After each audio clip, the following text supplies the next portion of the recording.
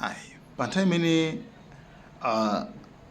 tili munyengo zosiyanasiyana zosakasaka bake Muluzi TV, panthawi imene anthu ambiri akumvera bakili Muluzi TV, watenga malo kwambiri panopa. It's like hot soup.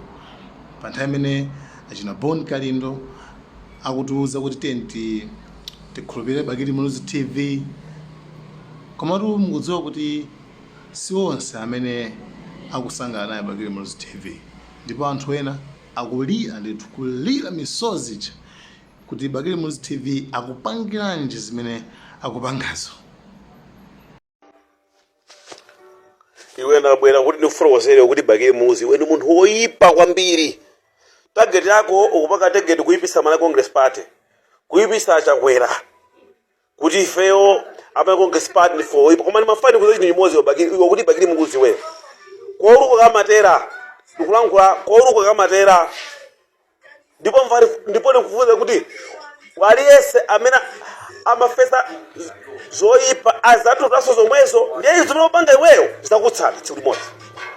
Chakwera wala kwa chani nkhani deile paka mapako mwe nkhani ya Chakwera wala kwa chani Chakwera Malawi Congress Party woyipanga chani zoyipa iweyo.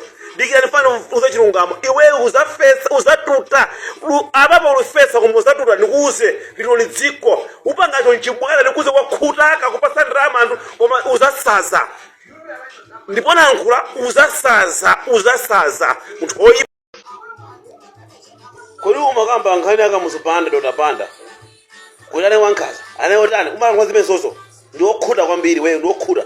Ukapita ku Central atamangana ngogwako Central University atamangana ngogwako ndikufusa chasa kwa atamangana ngogwako ena anasala manga ngogwako bunda kwa atamangana ngogwako munthu oyipa iwe kwambiri. Ndipo amene akupasa ndrama ndikuuze ndipo sapambana ndipo uona Mulungu zimene amachita. Mulungu amenya nkhondo ife tili chete bwino 2025 amo Achakwera loso mboma bwino azawinaso ndi landslide. Ndimafana ndikuuze kwambiri magazi amene kupanga wewe wala munthu bwino ukalese zimezozo uchuka sachuka zinthu zoyipa amachuka zinthu zabwino. Ndiye inu muchuka utukwa na boma uchuka utukwa na Chakwera muchuka utukwa na anthu aku Malawi. Mafana ndikuzeni kamuzupanda kaita nthawi kwambiri kumaye kunoko iweyo akukwako sapangepo.